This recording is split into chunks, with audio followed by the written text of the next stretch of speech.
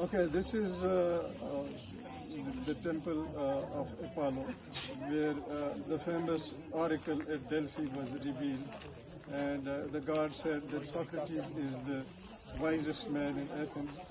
When the oracle was reported to Socrates, he was puzzled. It was a riddle for him. He thought he knew that he has no wisdom at all, and here you have God Apollo saying that he is the wisest man. So he went out to check the meaning and find out what did God mean. God couldn't have lied.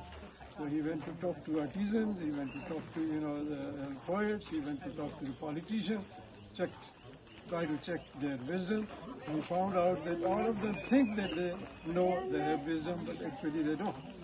So he realized ultimately that what God Apollo meant was that at least Socrates is better than them in the sense that he knows his own ignorance, while others don't have any sense that they are actually ignorant, and that they simply pretend to be wise.